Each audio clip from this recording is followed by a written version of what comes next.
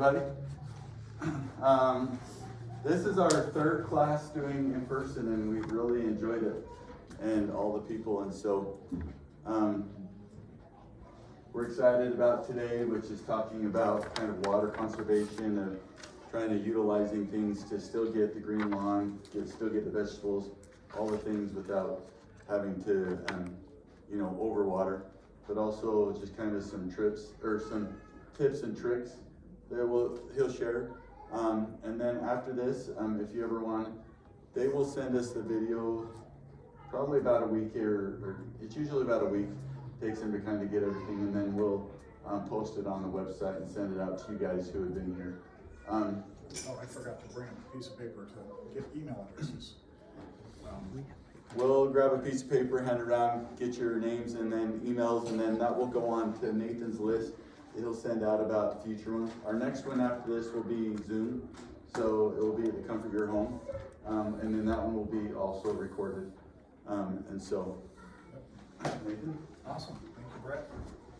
Good evening. How are we? Good. It's a little smaller group tonight, but that's okay. This is personalized training, tutoring, answering of questions, right? Yeah. It's all about what you need. So, like Brett said, my name is Nathan Gerber. I teach the gardening classes for the Beautification Commission. They're gracious enough to keep asking me to come back and do this more. So I haven't offended everybody with all my jokes yet. So, we've got time. Last month we talked about drip irrigation and sprinklers. Some of you were here. Hopefully that seemed to be very beneficial and interesting for people. This one, when we put it on the website, it was more about, water-wise plantings and things like that. And we hope that didn't scare people away thinking, oh, we're going to teach you how to plant deserts in your yard, because that's not what we're going to talk about. We're going to talk about all these different layers, levels that you can do, all sorts of cool stuff. We're going to point you to a couple resources, and we're going to try to define the difference between a lot of terms that are used that can be confusing when we talk about low water usage plantings and design and that kind of thing. So the most important thing I can say is, as we go through this, make sure to raise your hand, ask your questions, because this is your time, right? I want to make sure you're getting from this what you need. It's not about what's on the slides, it's about making sure your questions are answered.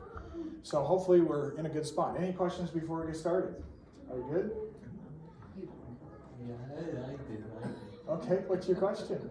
So how you do your garden? How do you do your garden? Teaches Yeah. Anything in particular?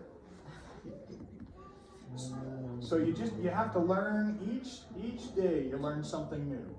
Okay, you learn how to do things one thing at a time. So we're all here to learn today about water-wise plantings. So let's jump into it. But yeah, as you have questions, ask them. I'm happy to do that. By the way, I was asking Denise here, did anybody else have, during that really bad freeze, did anybody else have damage in your yard, like on trees or whatever? Yeah? What got damaged? We tried to cover tomatoes and a few things, and we planted early and lost most of them, about Yeah. 3/4. Got a little too cold. Replant, yeah. Yep. Anybody else? Yeah? I lost all of my apple blossoms. Yeah. Everyone. Yep. I did too. Yeah, in fact, I just heard an update a couple days ago, actually, that we knew they lost like all the cherries down in San Quinn and all the peaches, but we've heard that the apple crop is all but gone also. There's very few left in this area. So I also heard the good news is that the farmers will do the best they can to bring in fruit. So fruit stands and things will still have fruit, but it may not be from this local area. It might be close by, regional, if you will. So they're going to do the best they can. And we need to try to support them the best we can, because that's their crop is gone, right? That's, at least for us, it's like an inconvenience. For them, it's their business. That's a tough thing. But yeah, frost is weird. And last night wasn't balmy either. So we have to watch that. And there is a freeze warning out for tonight. But I've looked really closely for the Pleasant Grove area. I don't think we're going to get a frost. It's supposed to be like 39, 40-ish. We should be okay. But the freeze warning is out there just to let people know. So, we'll do the best we can, but we can't control nature. How do you feel about water walls? Well, yeah, water walls are wall waters. Love them. I got them in my yard right now. On my tomato plant, well, about half of my tomato plants. I'm doing an experiment to say, put walls of water on those. I didn't on those. This up and down weird weather, 90s to 32 to back up to 80 by Memorial Day. What's the difference? I'm trying to decide, are the tomato plants resilient enough to just kind of make it through, or are the walls of water actually helping me get them kick-started? So I'm doing that this year. Again, I've done that before, but I'm doing it again. This is a good year because we're all over the place. Have you used them before? Yes, but it's been years ago. Yeah. And I was going through a shed and found a package of used ones, so I put them on. Excellent. 6 of them on. Yeah, yeah. And luckily you had the packages of them. Because back in the day, and when I say back in the day, just a few years ago, before the patents came off of those, you could get them for like a pack of 3 for like $10. I checked them at the local nurseries just recently. For 3 of them is $27.99 now. So it's like you're paying almost $10 a piece for them. So prices have gone up quite a bit, yeah. Could you explain what a water wall is? Yes, thank you. So a wall of water is a device. It's made out of plastic. It's flexible plastic that you can put around plants that you plant early. We're putting them in the garden too early for the type of plant they are, but they need a little extra heat and protection during these weird cold spells. So many of us will plant like tomatoes in early April. That's about a month before you really should. But we can give them a kickstart, if you will, that month by putting this wall of water around it. What it is it's 18 tubes, plastic tubes, all connected to each other in a big ring. And on one end of all those tubes, they're closed off. And on the other ends of the tube, they're open. And if you fill all 18 tubes with water, that's why they call it a wall of water, then they stand straight up in a cylindrical thing around the plant. If you fill each of the tubes halfway up, they naturally collapse into like a teepee shape around that tomato. And it's like a mini greenhouse. The water heats up, releases its heat at night. When it gets really cold, heats back up the next day. And when you open it up, it's like nice and balmy inside, like at 90 degrees. So it really gives those tomatoes or peppers or other things a kickstart. Does that help? Yeah. We use terms sometimes that we don't recognize. Not everybody's used them before. So if you do a search on wall o water in Google, you should be able to see some pictures of them. They do carry them at the local nurseries. I saw some at Cook's just the other day. That kind of thing. Yeah. Great questions. We're off to a good start.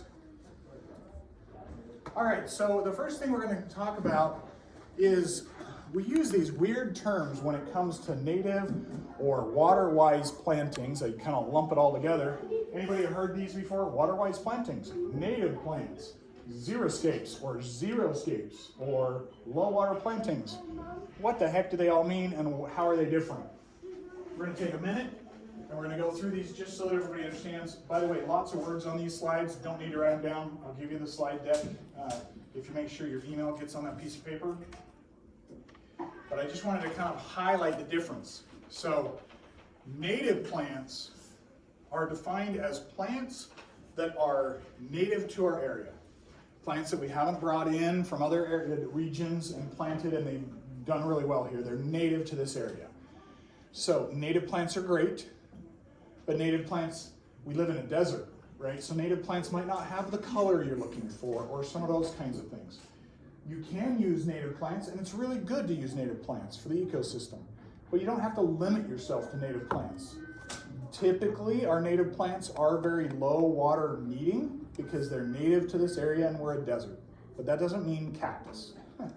Okay, there's lots of beautiful flowers, lots of beautiful grasses, excuse me, a lot of those kind of things when we talk about native plants. But that specifically is a grouping of plants that are native to this area, so you can, what that means. Now, xeriscaping sometimes is misunderstood as zeroscapes. They're not the same.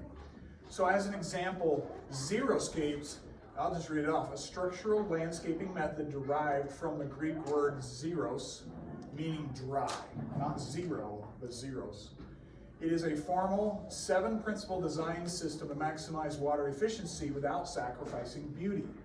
See, that's the difference, is that we can xeroscape something and still have beautiful yards, where zeroscaping is more of like lots of rock. Okay, and we'll talk about that. Now, there's purposes and nuances, but really what it boils down to is this could be considered, or this is one example of xeriscaping.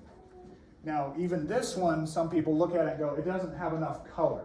And you're right, to me, it doesn't have enough color. And you can still xeroscape with more color. It just depends on how you want to do it. But notice it's more of a natural, informal look. You do have some different colors and things like this. This is just one example, okay? But it doesn't mean you can only have grasses and you can only have cactus, okay? That's not what it means. It means that you can, if you notice there on the right-hand side, there is some purple flowers. There are all sorts of different flowers that fit within the xeroscape principles. It does help with minimize water usage and maximize the efficiency of water, but it doesn't have to be dry and those kind of things. The next one is zeroscape. Zeroscape is literally that, zero landscaping. You're gonna put things in once and there's not really any plants in it. You're using other elements to make it your landscape, okay? This is used to describe a yard with virtually no living plant material. So this is a xeroscape kind of thing. Notice it does have a couple plants here and there, but mostly it's just rock, okay? And I believe the Pleasant Grove ordinances aren't necessarily aligned here. They're more aligned with the xeroscaping, saying, you know, reduce lawn where you don't need it, those types of things. But we do prefer some green and beauty in yards. I think that's the current. It is, yeah. Yeah, the current. But they're really no enforcement. Yeah. So now we use this term low water plantings. This is really just a catch-all term that any plant that is a generic category of plants that require less supplemental water than traditional turf grass or standard ornamental plants, okay? Now this again does not have a limit of, well, how much water could it use and still be called low water usage, right? If you plant moss in your yard, it's gonna need a lot of water. Just because it's named by nature, moss needs moisture to stay green. But you could plant, say, a coneflower. A coneflower, once it's established, is a perfect low water use plant, but it has beautiful color, okay? Some of you might know that plant by the generic name of echinacea. So echinacea or coneflower, multiple colors, beauty, a great plant. I use it all the time, that type of thing. Another one is a blanket flower. Blanket flower is a beautiful plant, lots of brilliant colors, those kinds of things. But once they're established, they use very little water. You don't have to water them 3 times a week or 2 times a week. You can get away with watering them once a week. Or during, you know, this has been a very dry spring, right? So the ground is very dry. I was worried about a lot of my landscape thinking, I need to give it supplemental water. The only things I have watered in any of my flower beds up to this point, and I still haven't even turned my drip lines on, the only thing I've watered is new plants that we've planted since the spring started. So like we planted a couple roses, we planted a couple cone flowers, we planted a couple blanket flowers to replace some things that we lost during the winter. So I've just been using a bucket and, you know, ladling some water in there to keep them wet. But that's the only watering I've done in all of my flower beds since last fall when I turned off my sprinkler system. So grass is looking pretty dry, you know, but we have had a few rainstorms and we're now to that point where you can use secondary water. We're past the May 15th date that the state kind of put out there for everybody. So you can do that, but what I'm describing though is low water usage plants. And I have lots of different color and lots of different beauty in my yard. So it's very flexible, but this is more of a catch-all term that we just compare to say, yeah, these use less water, so these are the ones we recommend you kind of stick with if you don't want to go native plantings. And then the last one is what we call water-wise plantings. And this is really an intentional practice and selection process that looks at the entire management of water in a landscape or yard. This isn't about specific plants. That would be low water plantings. Water-wise planting is really about balancing out your entire yard to be the most effective and efficient by using water the right way. And that's what we're going to focus on mostly today. We're gonna talk about some design principles. We're gonna talk about some different layouts. We're gonna talk about some things to think about. It's gonna be hopefully this broad sweep of information where you walk out going, man, there is a lot that I can do with my yard and still reduce my water consumption by quite a bit, but still not sacrifice the beauty. And that's really where we wanna focus.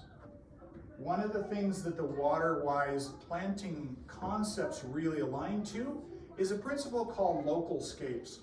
And local scapes is a local organization. It's not a business. It's a local organization that has aligned with multiple water conservancy districts here in Utah, like Red Butte, Jordan Valley, Central Utah Water Conservatory District, those kind of things. And I'll give you the URL for this, but they have some real design concepts, and we take a lot of what we teach tonight from that. We are not teaching local scapes. You actually have to be certified to do this. I talked to the local scape guy just this last week, and he couldn't make it tonight and teach it specifically, but we can cover all the principles, but they can maybe add to it, and we'll try to get them in a little later in the year and invite everybody to that.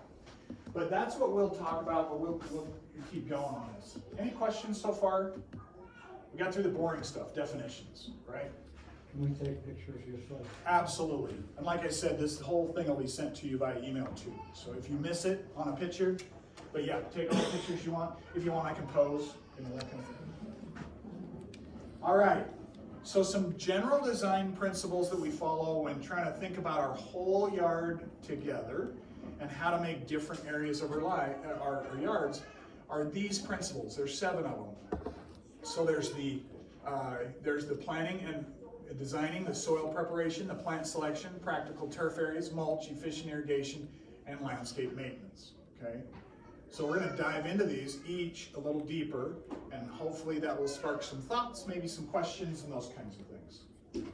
So let's start with the first one here, developing a plot plan. This is all about planning and designing. So have you ever heard of things like a plot plan? Do you know what that means? Anybody have an idea that you want to throw out of what a plot plan is? It is not a plan that you're plotting something, but it's about taking a general diagram of your entire lot or plot where your home sits. So it's basically, here's my property lines, and here's where my home sits relative to those property lines. So you can kind of get the general big things. If you've got a shed or what we call hardscapes. Here's where my driveway is, because you're not going to change your driveway. Here's where my front sidewalk is. Those kinds of things, okay? That's a general plot plan. We'll talk about it here in a second. And then another principle of this piece here, or another piece of this principle, is conduct a site analysis. This is not a scientific study. This is just some general things you look for. You can write them down, things to consider. We're getting to each of these. Then you plan out your design. You also think about how you can conserve energy. We'll talk about that. And I'm not talking about how you can lower your power bill. Well, kind of in some ways, but there's conserving energy within your yard framework, how your yard flows, those types of things. How we create what we call hydro zones so that your watering techniques are much easier to keep an eye on, that type of thing. And then we'll touch on some principles of design. Okay. There's a lot here, and that's why I want to make sure we get this slide deck out to you as soon as we can. But if it starts to become overwhelming, please let me know and ask some questions, because we do want to make sure you can follow along pretty well. Let's talk about this plot plan for a second. This is a general idea of what a plot plan is.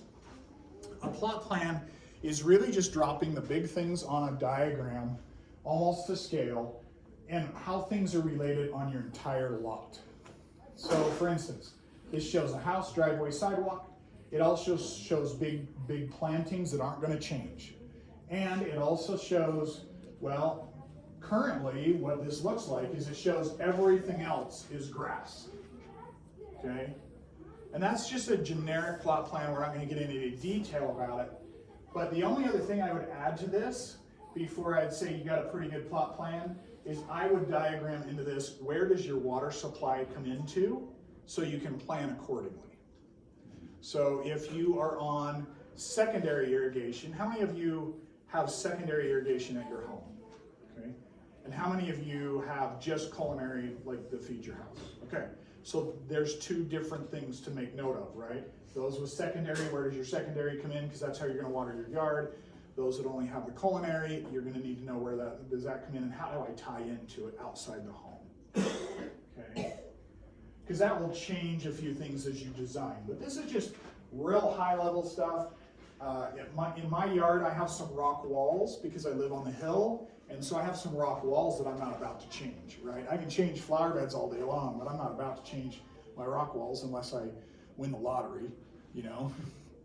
So those are gonna stay. Any concrete, where my shed sits, I have a little sports court in the back, that's not gonna change. So I'd put that all in my plot plan. Does that make sense? So it's just very general, very big ticket items kind of thing, okay? There's another piece that you could put on here if you want, but it probably falls more into the conduct a site analysis, and that's where, where's north, south, east, and west, or how does the sun, or where does the shadows go when the sun goes across the sky in relativity to your home. But that could be part of a conduct your site analysis. Now this might look like planning out a design, but it's not quite a design yet. What this is a sketch of, okay, well, we took a plot plan, we had the house, we had the sidewalk, we have the driveway, that's about it. And then they just kind of hand drew in here all the different things that they have going on currently. So a couple things that I wanted to explain here. You can read all the words, right? Like this, existing trees are healthy, and they point here, okay? And then they say, okay, this is sod, this is sod, this is a high sun area, existing trees are small over there in that corner, utilities are above ground, so be aware of that, those types of things. Hey, we got a little shade area that happens because of the neighbor's tree or something. There's an underground line that goes through that area, some existing trees in the back. See, they've kind of taken stock of everything going on in their yard. But the other things I want to show that most people don't think about is like right here, there's a swale right here. So they're trying to explain there's an elevation change right here, right? There's a hump of some sort. Okay, that's great to know. Notice that they say back here in the back, in the upper left-hand corner area, there's a dotted line that says low area. Well, right now, it may be fine to be a low area, or maybe that's a problem area. I don't know. They just said it's a low area. But if you're thinking about watering later, you may have to do something different. Either bring that up or change what you do in the watering in that system to compensate for that low area. They've got some high sun areas identified. They've got some shady areas identified. So just some things that they've taken stock of. Any thoughts about this? Any questions? Does this trigger any ideas of, oh yeah, I should include this in my conduct a site analysis kind of thing? Okay.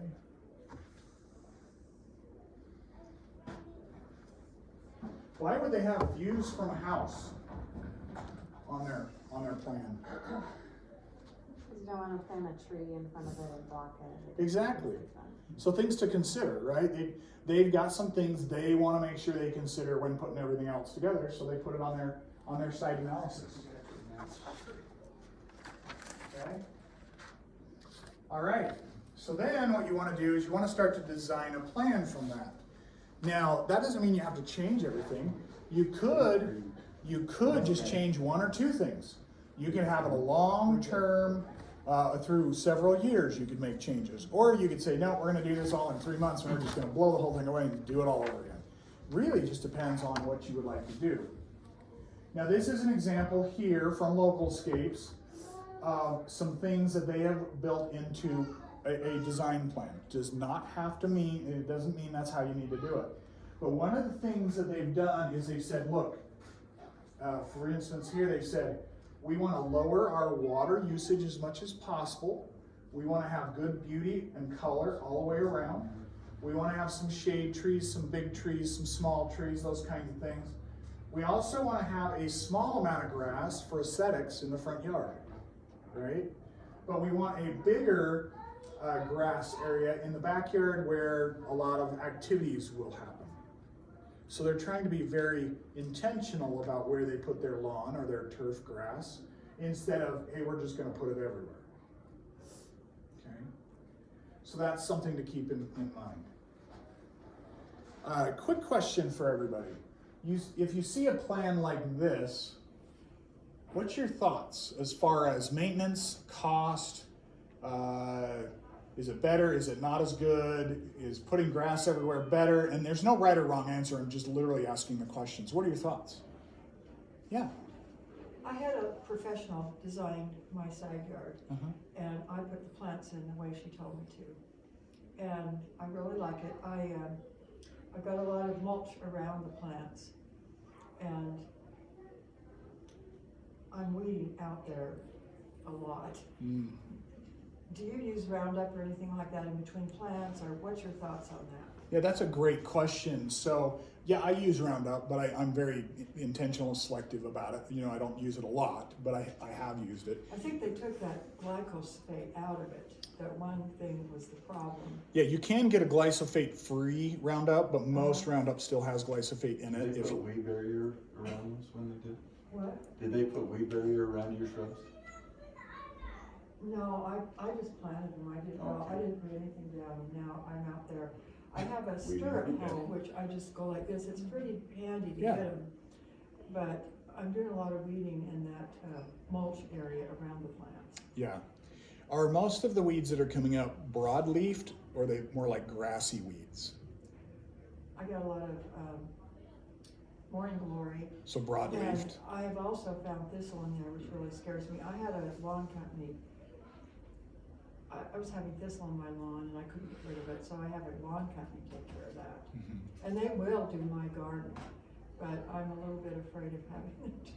And then how is the water spray all, or is it just directly to the shrub?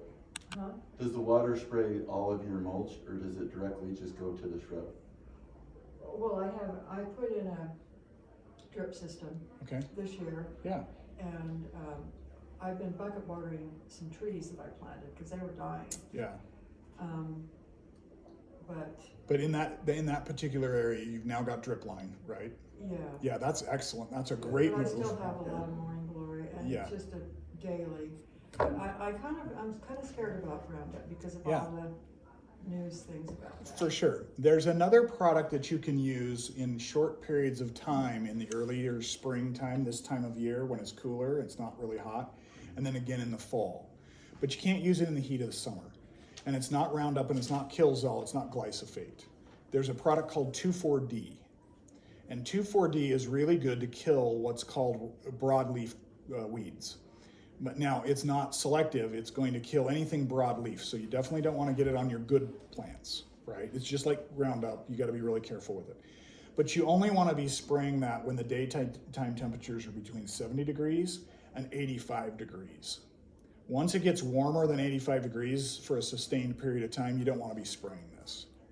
It'll vaporize, and it travels in the air, and that vapor touches other things and kills other things, so you don't want to be doing that. But right now is a really good time to do weed control with that, and in the fall is really good. And you can get that concentrate to mix in a sprayer with water. You can get it at like Linden Nursery, you can get it at Cook's, and you can get it at IFA.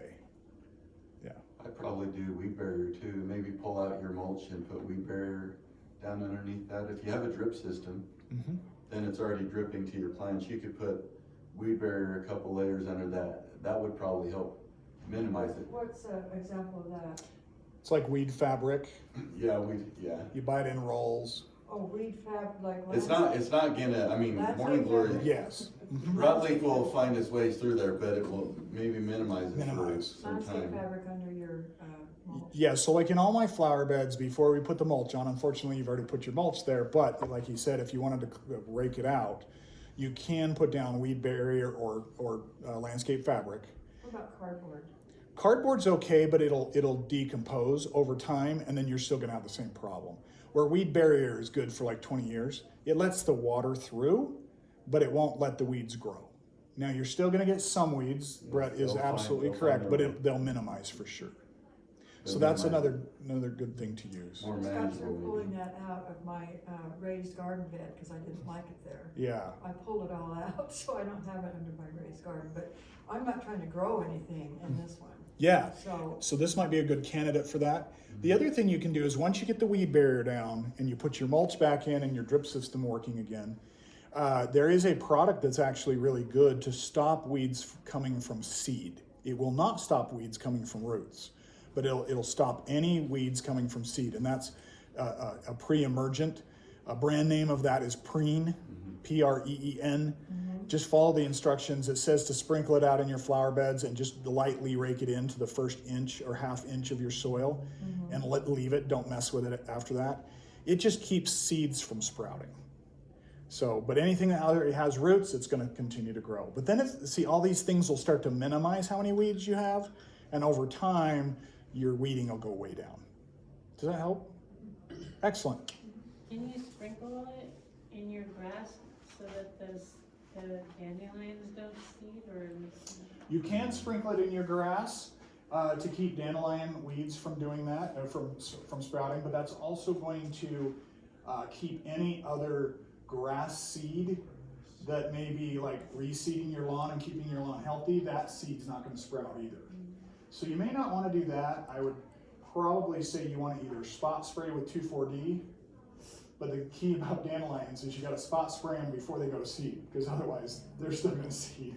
It's all about timing, right? You got to stay ahead of it. And when the grandkids pull them out and. Oh yeah, they're like, oh, this is so fun, look, Grandma, and you're like, ah. I've scared my kids that they will not do that. It makes the bees happy, but it doesn't make the rest of My us kids happy. are never gonna do that. Yeah. I'm afraid to do that at Yeah. Grandpa's house. Great questions, go ahead. So back to this. Yeah. My questions about this when I see it are, one was the weeds, how long until the weeds start coming up through? Uh-huh. Because even I feel like mulch eventually decomposes and then they start growing on top of the weed barrier. Uh-huh. And then two is, if that's rock, like how much, I assume that the heat radiates off the rock more, and how does that affect the plants that are there? Like, especially in the middle of the summer, does that heat radiating off the rocks affect growth and? I love all your questions, they're awesome. I couldn't have paid you better to ask these questions, these are perfect. This is a great question. So people say, I love this concept, but I've got to mulch around these plants with something, right? And so my options are an organic mulch compost, which even on top of weed barrier is either going to break down eventually. You got to keep adding, you got to refresh it, the wind blows some of it out of there. Weeds will still grow on top of weed barrier, there's still some spot spraying and things like that.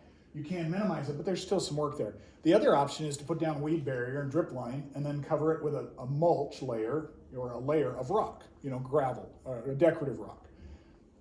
But your question is exactly right. How does the heat reflecting off of that, how does that affect the plants? Well, what's really interesting is at my house right now, so we have 5 children and they've all aged out. They've graduated, they're now on parole from my yard army, right? That's why I've released them from yard prison. And they all have their own lives going on. My wife and I are left. I've got a 3rd acre that's very well, landscaped because that's what we did. But man, we're out there weeding and changing things. And 2 years ago, we decided, look, we've got to reduce the amount of work that this takes. So we have converted several of our sections, not all of it, but several sections of our flower bed, planter beds from mulch to decorative rock. And we've been testing this concept of, do the plants thrive more? Do they struggle more? Do I have to water them more or whatever? And what's really funny is, yes, you're right, the rock will reflect the heat, but I'm watering less in the rock areas because the rock seems to reflect and radiate the heat back out instead of the mulch letting it absorb into the ground and drying out the ground more. It seems to be more reflective. I don't know the science behind it. I'm not saying that's the case, but I'm watering less in my rock areas and my plants look healthier. Okay, so it's not causing them to wilt from the heat? No. Because they're keeping more moisture in the roots? Yeah, Okay. yeah. So now the only thing, what's that? I had one more question about Yeah, that, but please. I forgot already. So Okay. I'll probably- I'll be honest with you, one of the things we discovered though, as we changed from mulch, compost mulch, to rock mulch, the decorative rock, we realized that as we plant our plants, we can't plant them at ground level, because then when you put the rock in, with mulch, you can kind of move it around and you can set it only this thick around the plants. But with rock, ours is 1.5 inch rock. You put rock up against the plant, now the plant's like, I can't breathe, I'm getting. That was my question. Yeah. How can they grow and expand like with that rock? So what we've been doing is, as we plant the plants, we actually have them sticking out of the ground about this far. And then the dirt before the weed barrier, the dirt is kind of shaped to it. So it still covers the root ball. And so it just sticks up a little bit. So then when the rock goes in, they still have a good area of space to grow. So there's not this cave-in kind of concept happening. But I think So the just some point little you brought things. up is also like, you look at areas like if he has a tree that's shading where some of the rock is, then he's not gonna radiate, where if it's open, then yeah, I think that's something that definitely to consider. If you have an area that is full sun and you feel like it could get way too much heat, but then if there's something that's partially shading it throughout the day, then that may be doable. Yeah.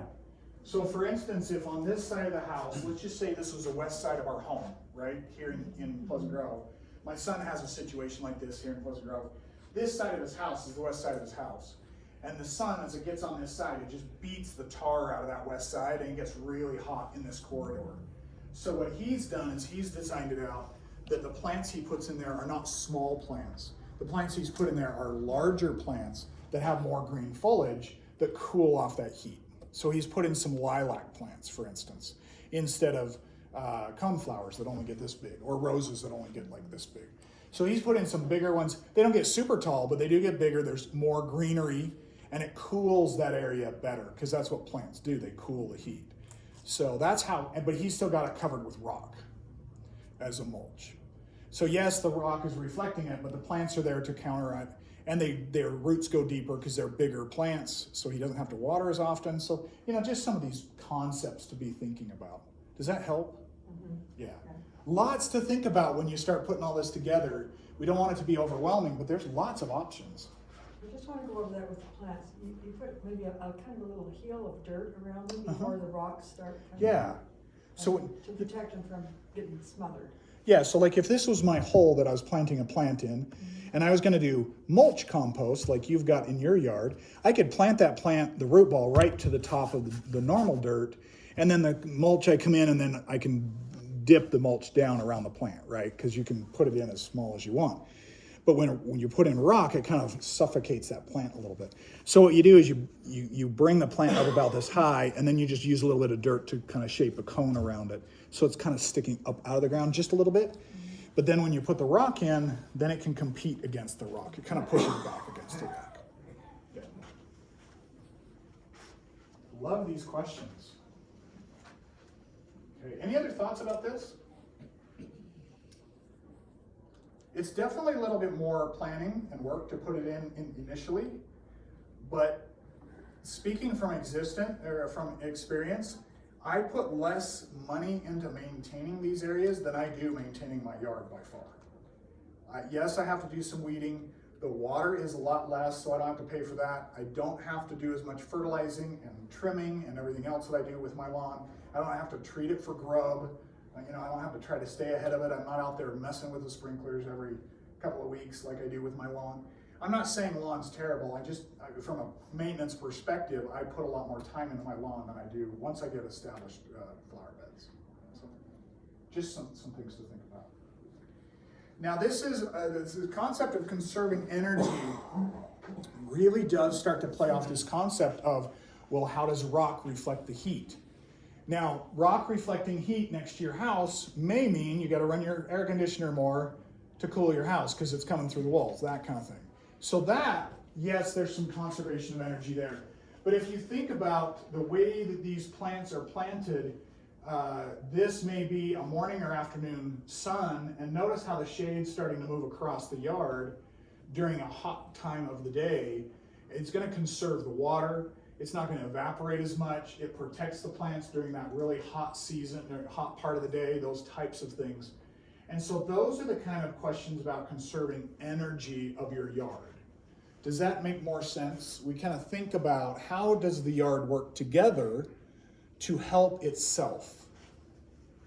You can also say, you know, the old-fashioned way of doing things. If you've noticed, if you ever drive through old neighborhoods, you'll probably see lots of large trees on the south side of a house and the west side of the house, whether that's the front of the house or not, right? And why is that? Because back in the day, people were like, we didn't have an air conditioner, or if we did, we want to conserve the money, therefore we don't want to be running it all day long, so we're going to use nature to help shade our house so that it stays cool. We don't do that as much anymore. We just crank up the air conditioner, right? But there's still things to consider to balance out the energy in your yard, and I don't mean from a feng shui kind of thing, but I do mean they help each other, and they work with each other, they protect each other, they help with evaporation, they work together, that kind of thing, okay? And you can do a deep dive on just this piece alone, but you don't have to. So the other piece of developing kind of a plan is thinking about what we call hydrozones. Hydrozones are a way to say, well, let me put it this way. How many of you have a sprinkler system? Pretty much everybody, okay? So your sprinkler system is driven by a controller and a concept called zones, right? You have a zone that waters a certain area of plants, or you have a zone that waters a certain area of your grass.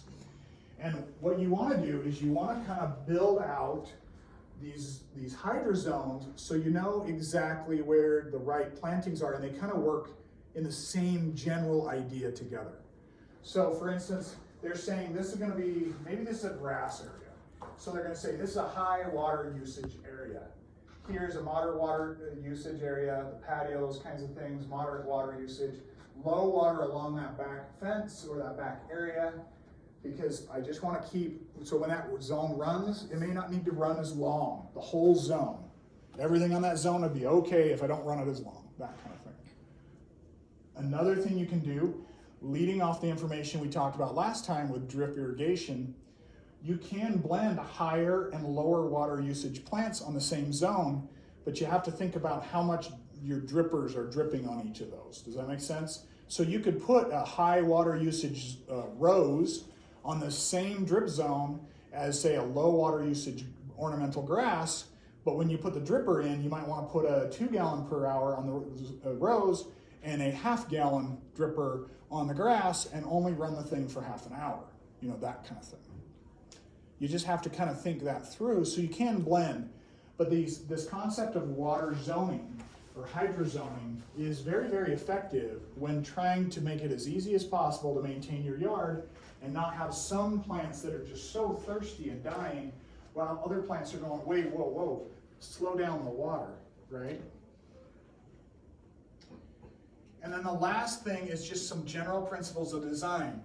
You know, this starts to get into, does your yard feel balanced? Is there a rhythm about your yard? A flow? Do you have accent points in different places to draw the eye? I'll give you an example. I'm going to go back to this plan just for a second. This is not my house, by the way, but I do have a backyard, back sliding door that goes out to a patio. And right off the patio on this side, I used to just have, it would stop about right here at the edge of the patio, and then all the way, this whole thing right here was all grass. And then I realized, wait, I'm using grass not only as a place for kids to play, but it's also a walkway to get from the side of the backyard to the other yard. And that's what we used it for, was a thoroughfare. We didn't use it to play on that grass, we just used it to walk through that area. Well, walking on grass is nice, but it's hard to keep it alive in the heat of the summer and everything else. So 2 years ago, I ripped out big sections of my grass and I put in a rock path with barriers on either side so I could still have grass on either side, but I replaced all that walking space with a gravel and a flagstone paver path. So now I don't have to water that space. It never gets water, it doesn't need water, and I walk on it. That's what I do. So those are some of the concepts of flow. And as you flow from one usage area to another in your yard, you have some of these concepts of Does it feel balanced? Do you feel like you're moving maybe from one outdoor room to the next outdoor room? Do you have a patio down to a sitting area with a gazebo? Or from that gazebo over to maybe another little area where you have a barbecue pit or something, or a fireplace, that kind of thing. So those are some of the concepts of design to be thinking about. We don't get into that because this isn't a design course, but hopefully it helps with some things. Let's jump from principle one of kind of planning and selecting some things to soil preparation. Again, we've talked about soil prep and soil concepts and how you can test your soil and all sorts of things. There is a website here from USU that's really, really good about yard and garden soils that leads you into all sorts of resources about that. But the bottom line is this is your foundational building block. So take some time in your flower beds, in your grass areas and everywhere, and make sure that you've got some good soil. It's amended, it's got some good nutrients in it, it's got good drainage, it's not full of rocks, it's not got other weird stuff down in the ground, that kind of stuff. So we're not gonna take a lot of time because we beat soil pretty hard in other classes, but I wanna pause here for a second and ask you, are there any questions about soil? Because I don't wanna skip over it. It's very, very important, but I don't wanna drill on it much more than we already have. Yeah? My whole lot, I live up on the bench, unlike my neighbors whose yards are full of rocks. I have no rocks, I have solid clay. Yep. And I make my own compost, 3 to 5 yards a year that goes into that stuff. And it's like I don't put anything in it. It's like it disappears. It just, I mean, it does not break that clay down. Yeah, yeah. So is this in flower beds or garden? Yes. Okay, okay. Do you have a dedicated gardening spot or is it like grow beds? I have grow beds because my land slopes, Okay. but those are solid compost. Okay. I mean, I don't even get to the clay with those. Okay. My vegetable gardens, my son and I give away so much food. Okay, so it works pretty well. Yeah, it works great there, but flower beds and grass, I'm ready to just let, the back half of my place was a pasture. I'm ready to have it go back to the pasture grass. Yeah. There's a couple things you can do to try to balance out the clay. I live on 1100 North, just above Murdoch Trail. I know So where you live. yeah, so it's pure clay where I live too, and it was when we moved in. So there's a couple things that I would recommend you can do pretty quickly and easily. Depending on how big your flower beds are, you can add into those clay beds a couple inches of a dirty sand or bank run sand, or just a really sandy based topsoil. Because you got plenty of clay. What you need clay topsoil sandy topsoil to balance it out. Because you need a good balance between sand and clay to have good soil, right? So you could add an inch or two of a really sandy based topsoil. You can get it at different places. Just make sure it's really sand based, not doesn't have a lot of clay in it, because you got plenty of clay. Plenty of clay in mine. Yep, and so you just mix it in. Another thing you could do is over the course of a couple years, depending on what your situation is, you can add each year, you can add a little bit of what's called soil pep. Have you heard of that product? So soil pep is a product you can get at the nurseries in bulk in the back of your truck. And you might want to go look at it. I don't know exactly everything that's in it, but soil pep is supposed to be a really good additive to add to your clay-based soils to break them up and not be so clay-based. I found that to kickstart it, a little bit of sandy topsoil is your best bet, and it's probably cheaper than soil pep. But you could definitely try and look at soil pep to see if that would help. So where do you get sandy top? So you can get sandy topsoil. There used to be a place right there close to the dump that was called Mountain Topsoil, but it's gone now. They disappeared, 3 months ago? Yeah, about 6 months or so. Yeah, I stopped in there. I stopped in there and talked to him about something, and I said, okay, well, I'll be back. And it was probably less than a month later, I decided, okay, I'm gonna go back, and it was like gone. Like they cleaned up the lot. They I'm disappeared. not sure Cooks has it. You could check I know at Cooks has soil pep. to see what kind of topsoil they have. But you can also just do a search. There's plenty of, like construction places where they're building big buildings. They have big piles of topsoil. But you'd want to go look at it and see, is it sandy or not? The other place I found really good sand, what I did is I didn't add sandy topsoil to my clay. I added what's called bank run sand. Bank run sand is a very dirty sand. It's not a washed sand like you use on construction. It's a very dirty sand. It's got topsoil in it, but it's very sandy. It might come with some big rocks, but depending on how many rocks, you can just pick them out by hand. There's not tons. But I found it through the gravel pit places like Geneva Rock. There's one at the mouth of American Fork Canyon. I don't know the name of that place, but that's actually where I got mine, but that was years ago. So you just call them and ask them, do you have bank run sand or dirty sand? Just say, I want to add it to my clay-based garden. Can I come look at it? And if so, what's a half yard or a yard or whatever it is that you want to get? Okay. Did that give you some ideas? Okay, perfect. Any other questions about soil? What about adding plain washed sand? So plain washed sand is you can, it depends on how much silt. If you've been in my other classes, we talked about sand, clay, and silt are the three elements of soil. If you've got enough silt already in your soil, then that would be okay, because it's going to turn your washed sand into dirty sand really fast. If you don't have that silt, if you mix clay with washed sand, you're going to get cement. So you got to be a little careful. You really need that dirty sand to make that third component. Yeah, so be a little careful there.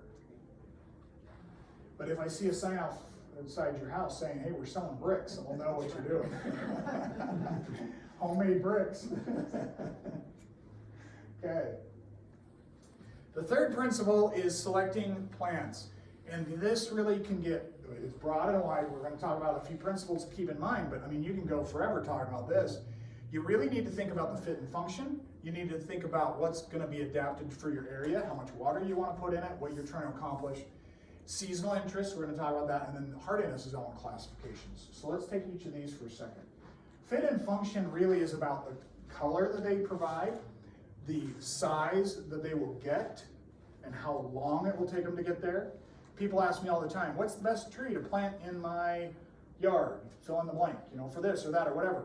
And usually I say, well, let me ask you a couple questions. Do you want it as a shade tree or is it a utility tree, for beauty and aesthetics? Well, I want it as a shade tree. Okay, great. And what is your main purpose to plant the tree? Well, I want to put a swing in it for my kids. Great. How old are your kids? They're 12. All right, well, you need a globe willow, because other than that, it ain't going to grow fast enough to get there. And you can't put a swing in a globe willow because it'll break the branch off. They're just weak wood. So a lot of people are like, well, what about a maple, or what about an oak, or whatever? Yeah, but the best time to plant a tree was 20 years ago, right? That's kind of thing. So think about that, because we may want a quick fix to a tree, request that we want to do, but it'll depend on the trees that we want and how much time we have to wait for that. The height is very important, especially when you have power lines or other things.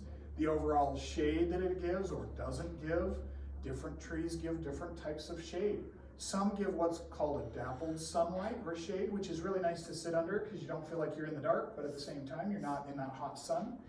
Grass grows really well under dappled sunlight.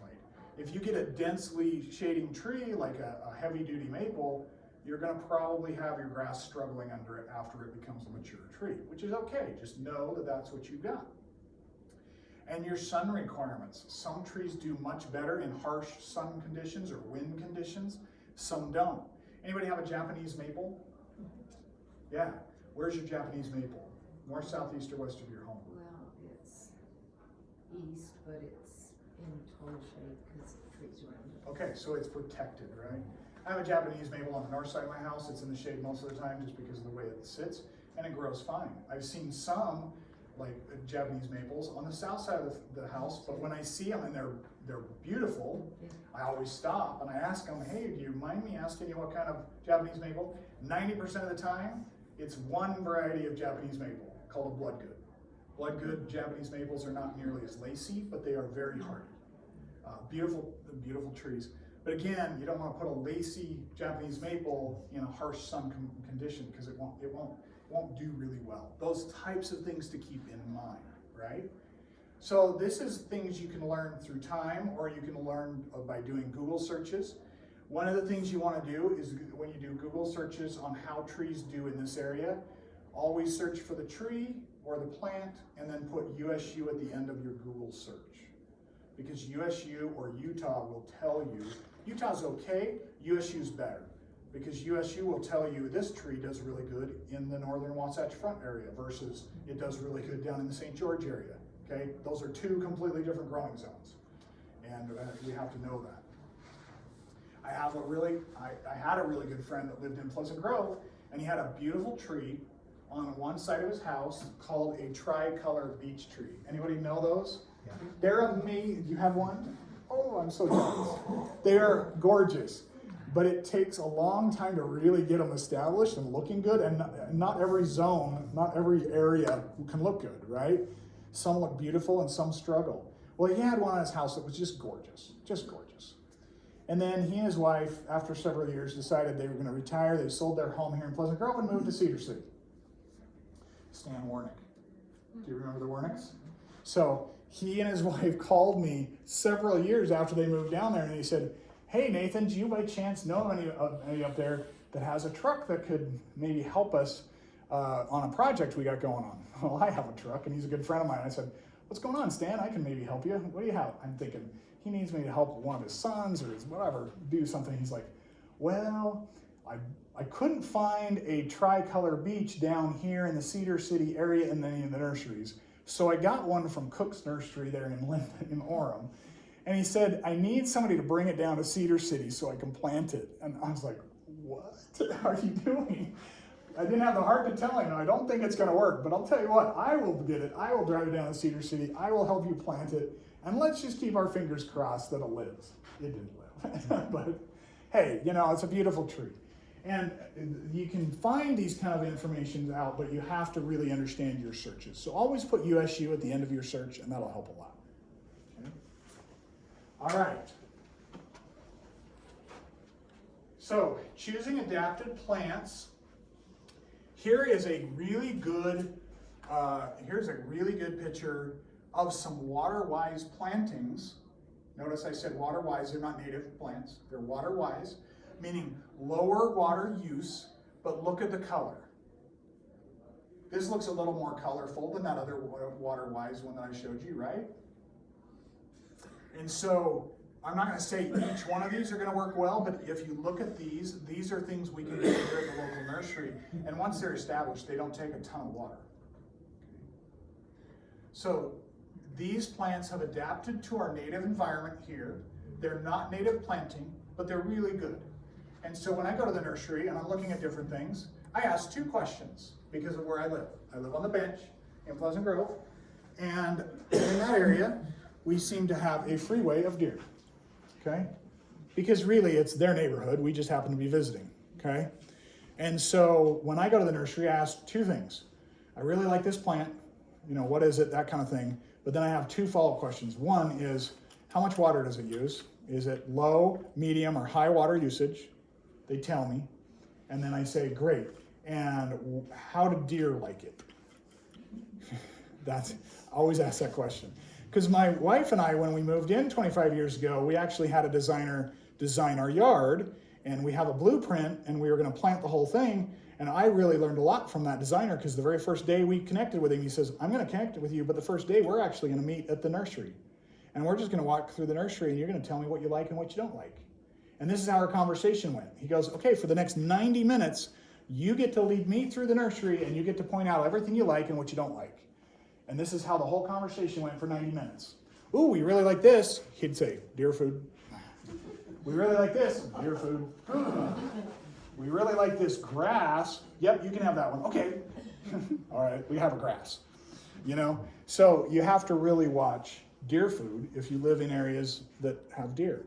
I love planting tulips. I love growing strawberries. I don't do either on my property because I learned early on I can invest a lot of money into tulip bulbs. And the very next spring when they grow, I got deer out there loving life. They're like, "Man, you put in a candy store." Same with strawberries. Not worth it for me to grow strawberries. I grow raspberries and blackberries. They won't touch them. But I cannot grow strawberries. They'll come and munch them down to nothing. I swear, they have a better social media network than we do, because they tell all their friends, and all their friends should know. Right? So those are the kind of things to keep in mind about adapted plants. Another thing to keep in mind is seasonal interest in your flowers or your color. Think about not only what color are the flowers that this plant provides. Think about it of what it may look like, and I use this tree as an example of what it looks like in our 4 seasons, okay? Because there are some gorgeous plants that lose all their leaves in the winter, but they provide structure and color and unique textures all winter long. For instance, anybody ever heard of a red twig dogwood? And if you plant a red twig dogwood and some yellow twig dogwoods, they lose all their leaves. They're just sticks sticking out of the ground, basically, in the winter. But you got red and you got yellow going on in the middle of the winter without even trying. So it's kind of cool, okay? Grasses, ornamental grasses. Anybody have ornamental grasses in your yard? A lot of people have them, and they're great. A lot of people will trim them to the ground in the fall. There's nothing wrong with that. I leave all my ornamental grasses tall and full until spring because it adds texture.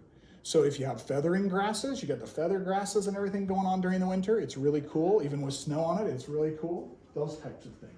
So you try to blend textures, colors, structures, and what they look like each season so that you can just have a good blend. Just things to consider, okay? When I'm picking a tree, I typically will do a search like a Zelkova tree. Anybody know what a Zelkova tree is? Beautiful trees. They start out by looking like an upside down broom, right? They grow like this and they look kind of weird.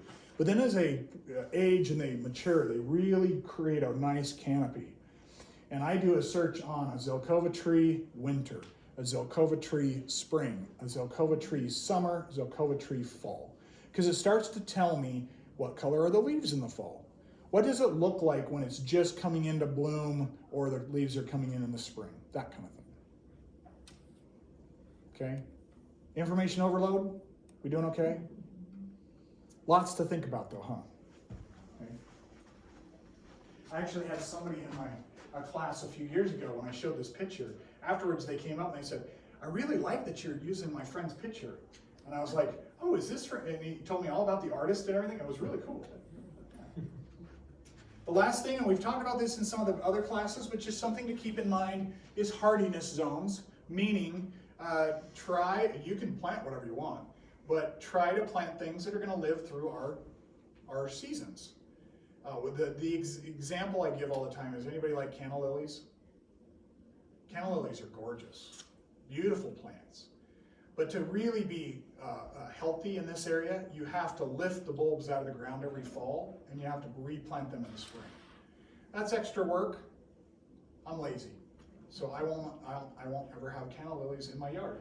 Somebody raised their hand once and said, I actually have them planted in pots, and I just take the pot outside in the spring, and I plant the pot in the ground, and then in the fall, I just lift the pot and take it back in the garage. I was like, now that's a cool idea. You should do that. I should do that. But even that was too much work for me. I was like, no, sorry. So, anybody know our hardiness classification here? Did I give it away somewhere? 6 to 7. Yeah, it's now a 6 to 7. Used to be a 5 to 6, now it's a 6 to 7. Did I actually just say that? 6, 7? Anybody pick up on that reference? Drives me crazy right now. Sorry, I can't believe I just said that. All right, let's talk about principle number 4, the one that everybody asks about, turf grass areas. Where should we put grass? Where should we not put grass? I recommend you put grass where people are going to play and enjoy and be on grass and use it like lawn or grass. You can have some accent points or accent places in your front yards and things just for beauty and aesthetics. But you know, right now I've got more grass in my front yard than I really would prefer. But even if you were to drive by my house, you'd be like, oh no, you don't have much grass at all, because most of your front yard is flower beds and it's layered and it's landscaped and there's things like that. I do have some lawn there, but if I could reduce it further, I think I probably would. So I'm still kind of noodling on some ideas of how to do that. But we've made more flower beds than grass in our front lawn by far, our front yard by far. Not saying you have to. It's just, it's a lot of water and a lot of maintenance to go in the lawns. They look great, but we do live in a desert state and it just takes a lot of water. Okay. have a question about that. Yeah, I've been told that grass uses more water than like if you're planting bushes and flowers and flower beds. Is that true just because of the evaporation or because of, so like I can go crazy with my flower beds and just minimize my lawn and that's a good thing? it is a good thing. Okay. Let me just give you an example. We covered this almost in a calculation. It was like a math class last time we did this. But let's say this was spray heads, okay? You know, lawn spray heads just for the lawn. And if that was all spray heads, and let's say you'd have 1, 2, 3, 4, 5, 6, 7, 8-ish heads. They're gonna put out somewhere between 1 and 3 gallons a minute to water that lawn per spray head. And you're gonna need to water that lawn for about 25 minutes, at least twice a week in the heat of the summer. So you can do a real quick calculation, that's a lot of gallons of water. Now consider the plants they have around here and the mulch they've got down, and it's got drip line. You can't see it, but there's like a line right here a little bit. They've probably got drip line buried in there. So if we think 1, 2, 3, 4, 5, 6, probably some around here. Let's add another dozen. So that's 18, 19, 20, 21, 22, 23, 24, 25. Let's just use this lower thing. We won't even talk about the upper thing. So we have 25 plants on a drip line. Each plant could have a 1 gallon dripper. 1 gallon dripper will give that plant 1 gallon of water per hour. And because if you use water-wise planting, you probably could get away with just 1 gallon drippers per every plant. You could water once a week and you're done. That's 25 gallons of water a week versus hundreds of gallons to keep that lawn wet and green. So like this one's pretty sparse on the Yep. bushes and plants, like in the mulch area, but if that was like really filled in, I think that's still more efficient though than. Yeah, so let's just do a quick calculation on the lawn. It's gonna be at least 250 gallons of water to keep that wet during the week. You could have 250 plants total in there. That's not gonna be sparse at all. It's gonna be like a jungle, which would be cool, but you can still, for equivalent amount of water. Now, bushes cost more to buy and put in, but then you don't have to do all the fertilization, the weed control. You know, you do have to control your weeds, but you're not spraying them. Insect control's easier. You don't have to do grub control, those kinds of things. So overall, it's less work. Cost will, you know, if you got free water, but nobody's got free water anymore, it costs, so you gotta watch that. Anyway, there's just some things to consider. Hopefully that gives you a general idea.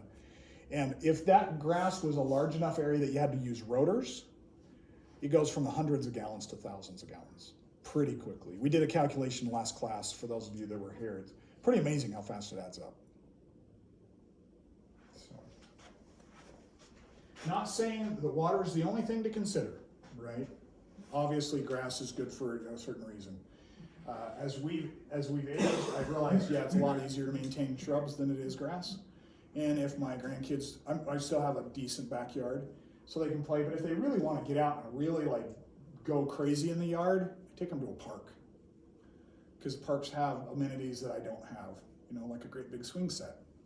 Or that new Cook's Park has all sorts of cool things there, right? So anyway, just some things to consider. Mulch, we talked about mulch a little bit, but just consider what it can do for you. Organic mulch are things like the compost that you were talking about that you have in yours.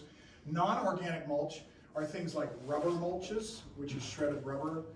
I don't know if people use that much other than like in playgrounds because it's got some give and some bounce. Or rock, decorative rock is a non-organic mulch, so that those kind of things. Then we've talked about this. We talked about hydrozones. We talked a little bit about drip irrigation. We covered some things about lawn irrigation. This is a website. We shared it last time. Great resource. And again, you'll get this, so you don't have to you don't have to write it down. But if you go to that, each week they update it, and it shows the entire map of Utah, and it tells you by county how many times you should be watering that week based on the temperatures and how much rain we've received. So this week, if I were to pull that up, it's probably going to say, you probably don't need to water much because we received some rain.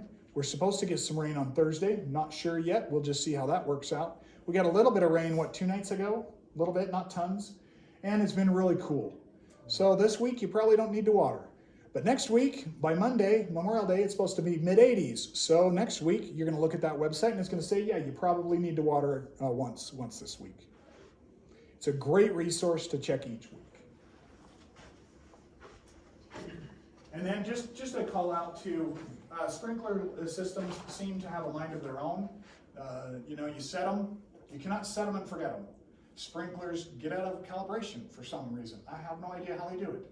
I water fine in the fall, and I put my yard to bed. And in the spring, I just turn my system back on, and for some reason, that spray head that was spraying here in the fall now sprays this way, and it doesn't make any sense to me. I swear little gnomes come out and turn everything around during the winter, right? But that's how it goes, okay? So just keep that in mind. Oh, we already covered that. Wrong arrow. No. Picture's the same. So now we want to talk about landscape maintenance, okay? This is where I, as an aging individual, can say, I've lost my children army, and I really think about this a lot. My wife loves a bush that's called a smoke bush. Anybody know what a smoke bush is? Beautiful plants, really unique. They have round leaves, and they are green, or they're bright yellow, or they're a dark red. They're beautiful. And the way they bloom is they bloom these puffy, they almost look like cotton candy things. And it looks like there's smoke collected around the plant. That's why it's called a smoke bush. They're gorgeous. They're wonderful. I had a smoke bush in my front yard in my stop sign area because the stop sign sits, I'm on a corner. We have a planter bed there. Had it there for years. This was my life. In the fall, my wife would love the leaves during the summer. She would love all that. And in the spring, that plant would laugh at me because I'd go out there and it had grown 7 feet. And so I'd get my pruners out and I'd chop the heck out of it to bring it back down to size. And then it would grow all summer long and we'd love it. And then it would laugh at me in the spring. And it would take me hours to prune that thing. Finally, I told my wife, I don't have my arms hurt in the spring. I prune way too much. Can we get rid of that? She didn't want to get rid of it, but I was like, I'm not pruning it anymore, so we got rid of it. And we reduced it to rock mulch, so it's less maintenance, so that we were making those decisions. So those are the kind of things to think about, right? Roses, for instance, are beautiful, but there's a big difference between tea roses and shrub roses. Tea roses take a lot more maintenance that you have to do. Shrub roses are a lot easier to maintain, but they don't have a great big blooms. So it's something you have to have a trade-off. You have to decide what you want to do. So keep that in mind. Weed control. How are you going to control your weeds? Do you have drip line in the right places? Are your sprinklers aligned properly so you're not watering flower beds and creating more weed growth? You want to make sure that you control your plant growth. For instance, that smoke bush was perfect. It was a gorgeous bush, but it was just too big for the physical space that we put it on. It would get too tall. So we just ended up putting it in the wrong place and we fought it for several years. Then we decided not to fight it anymore. I put one of those in, it was in the design she made for me. Can those grow into look more like a tree? than a Yeah, shrub? so you can get smoke trees. They're just a bush that have been cultivated to look like a tree. Yeah, it's like a trumpet vine. Trumpet vines are a bush, but sometimes you can braid the trunks together to make it look like a tree a little bit. So you can do different things like It's that. pretty little so far. Yeah, so far. We'll see how it goes. See me in about 5 years. Let's see what it looks like. Rose of Sharon is another one. Rose of Sharon is a bush, but I have seen Rose of Sharon trees lately that are really cool. So yeah. Think about the fertilization needs.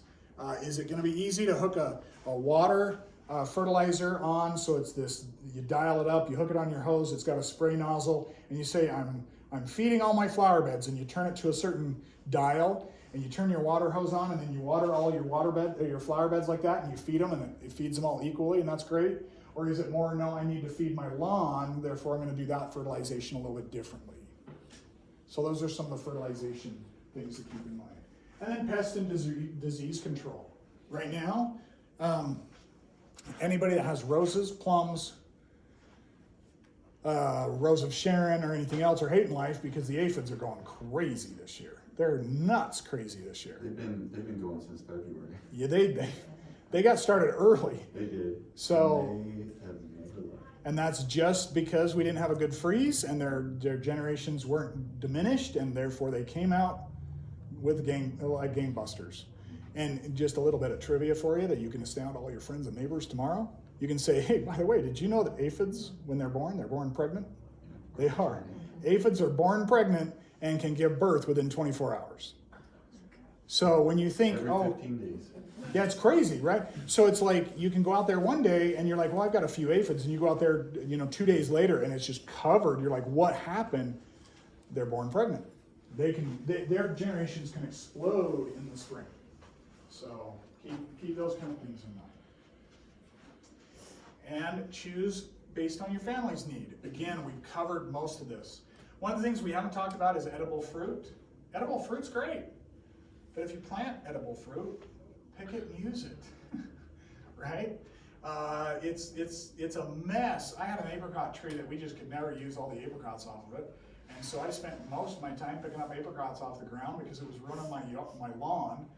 And we tried to can as much as we could, but sometimes those apricot trees just go crazy. So think of that. Leaf color and seasonal leaf color, that's important.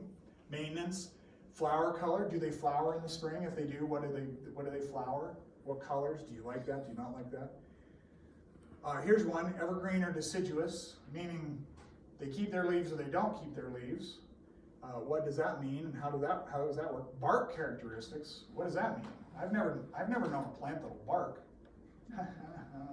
Some of you got it. What does that mean? Bark characteristics. There's barks that literally shed each year. I leave big piles of garbage on your lawn. I'm glad you said that. They shed their skin sometimes. There's an actual maple called the paper bark maple tree. It's gorgeous and it's got a really cool trunk, but it does look like it's halfway through shedding its skin all the time. And some people are like, that is so cool. I can point out a couple of them at Thanksgiving Point because I used to do tours there, and a lot of people would be like, that's really cool, we should get one. Yeah, until you have to clean up after it, right?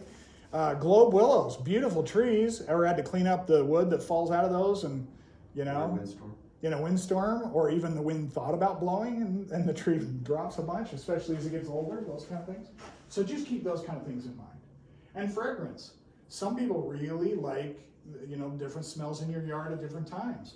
My wife's favorite time of year is for 10 days in the spring when our choke cherry trees in the back put out their little white flowers, and they are so fragrant, it just fills the whole yard. I mean, you can smell them everywhere, but it only lasts for 10 days, and then they're gone. And my answer to her was, you can have your choke cherry trees for the fragrance, but you get to cut the suckers off down around the base every summer, because then they start sending suckers up, and it's a little bit of a chore. But she does it every year. She's very happy because she likes that fragrance. Okay, so we have a good understanding. One of the things I wanted to cover as something to keep in consideration is there is a program. They called it Flip Your Strip a few years ago. Now it's just an incentive program to take existing lawn areas and convert them to non-lawn landscape. And I talked to the local scape guy, which is also the Central Utah Water Conservatory guy, and he says in Pleasant Grove, you can get a $1.50 rebate per square foot of lawn that you transition. So if you've got a 300 square foot piece of grass that you're thinking of putting in a walkway, or some gravel, or you're thinking of, whatever, a flower bed, you can get $450 back from that. You just have to take pictures. There's a form you have to fill out and those kind of things. But we are eligible for that in Pleasant Grove. We have not been eligible for that in the past, but this year they have opened it up to every city in the area.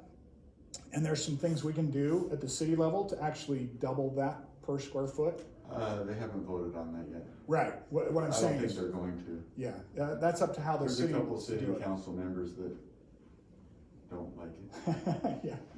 So anyway, that is currently available for. They have a tree thing where you can $50 per tree. Okay. If you want to do that. Perfect. So there are a couple rebate programs. Go to the Central Utah Yeah. conservation.org or something. Yeah. Yep. And then type in Pleasant Grove and then it will tell you. Perfect.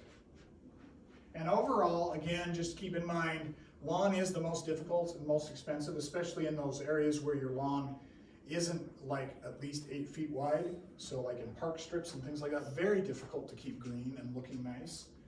Not only for water reasons, but also because you're out along the street. And what do they do during the winter to keep the snow from, or the ice from forming? They throw down salt. That salt gets plowed. It ends up in that park strip, and salt and grass, they don't mix. They don't like each other. So things to keep in mind, okay? All right, so one of the things I wanted to share here, this is a video. It's about 3 minutes. I think we've got time. It's on the LocalScape website. I'll give you that website here in just a second, but let's just watch this for a second.